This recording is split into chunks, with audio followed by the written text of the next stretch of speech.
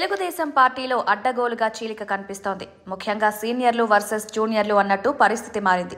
ఒక్క మాటలో చెప్పాలంటే లోకేష్ టీం వర్సెస్ పాత నేతలు. ఎమ్మెల్సీ పదవుల్లో ఎక్కువ తన టీంకి ఇవ్వాలని లోకేష్ కోరుతున్నారట. అలా చేస్తే తనకు ఇబ్బందులు తప్పవని చంద్రబాబు భావిస్తున్నారట. అందుకే కుమారుడు లోకేష్ను సముదాయించే ప్రయత్నం చేశారట. ఎమ్మెల్యేల కోటా కింద 5 ఎమ్మెల్సీ స్థానాలకు సంబంధించి ఎన్నిక ఈ నెల 20న జరగనుంది. జనసేనకు ఒక పదవి కేటాయించడంతో నాగబాబు ఖరారైంది. అయితే మిగతా 4 పదవుల కోసం ఆశావాహులు ఓ 25 మంది పోటీ పడుతున్నారు. ఈ నేపథ్యంలో గతంలో టికెట్లు త్యాగం చేసిన వారికి ప్రాధాన్యం ఇవ్వాలని చంద్రబాబు భావిస్తున్నారు. లేకుంటే పార్టీ క్యాడర్కు తప్పుడు సంకేతాలు వెళ్తాయని చంద్రబాబు భయపడుతున్నారు.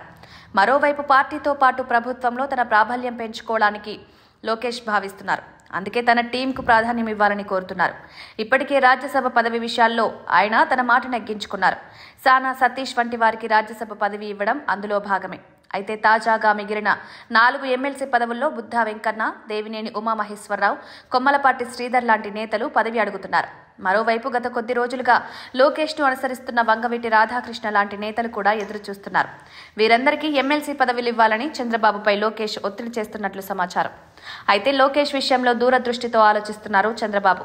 మరోవైపు సీనియర్ నాయకుడు యనమల రామకృష్ణుడు ఎమ్మెల్సీగా పదవీ విరమణ చేశారు. ఆయన్ను రెన్యువల్ చేసి మంత్రి పదవి ఇవ్వాలని కోరుకుంటున్నారు. దీనికి లోకేష్ అంగీకరించడం లేదట. అదే విషయం తెలిసి యనమల రామకృష్ణుడు చాలా బాధపడుతున్నారట.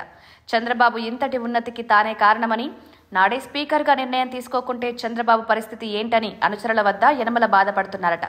లోకేష్ పెత్తనం పార్టీలో పెరుగుతోందని, అది ఎంత మాత్రం మంచిది కాదని, ఏదో ఒకరోజు తిరుగుబాటు ఖాయమని యనమల హెచ్చరిస్తున్నట్లు సమాచారం.